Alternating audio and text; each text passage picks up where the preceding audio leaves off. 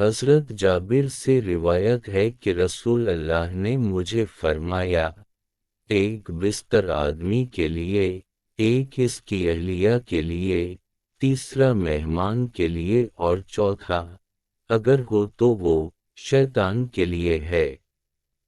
رواہ مسلم۔ حضرت علی بیان کرتے ہیں، رسول اللہ نے جنازہ دیکھ کر ہمیں کھڑا ہونے کا حکم فرمایا، اس کے بعد پھر آپ بیٹھ گئے تو آپ نے ہمیں بیٹھ جانے کا حکم فرمایا۔ رواہ احمد۔ حضرت ابوبکر بیان کرتے ہیں، رسول اللہ نے فرمایا، ظلم و سرکشی اور قطع رحمی ایسے گناہ ہیں کہ ان کے مرتکب کو اللہ دنیا میں سزا دینے کے ساتھ ساتھ اسے آخرت میں بھی ذخیرہ کر لیتا ہے۔ رواہ الترمذی و ابو داؤد۔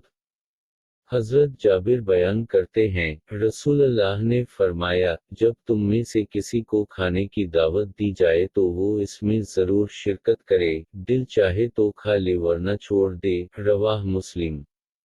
رسول اللہ سے روایت کرتے ہیں، آپ نے فرمایا، امید ہے کہ اللہ ہر گناہ معاف فرما دے بجز اس شخص کے جو حالت شرک میں فوت ہو، اور جس نے عمدہ کسی مومن کو قتل کیا ہو۔ رواہ ابو داؤد۔ حضرت جابر سے روایت ہے کہ نبی نے فرمایا، میرے نام پر نام رکھو اور میری کنیت پر کنیت مت رکھو، کیونکہ مجھے تو قاسم بنایا گیا ہے، میں تمہارے مابین تقسیم کرتا ہوں۔ متفق علیہ۔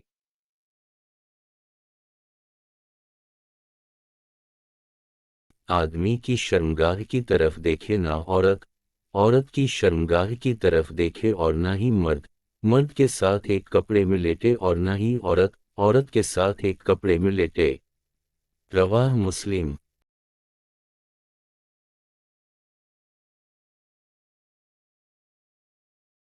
حضرت ابو امامہ نبی سے روایت کرتے ہیں، آپ نے فرمایا، حیا اور کم گوئی ایمان کی شاخیں ہیں، جبکہ فحشا گوئی اور بیان، مبالغہ آرائی، نفاق کی دو شاخیں ہیں۔ رواہ الترمذی۔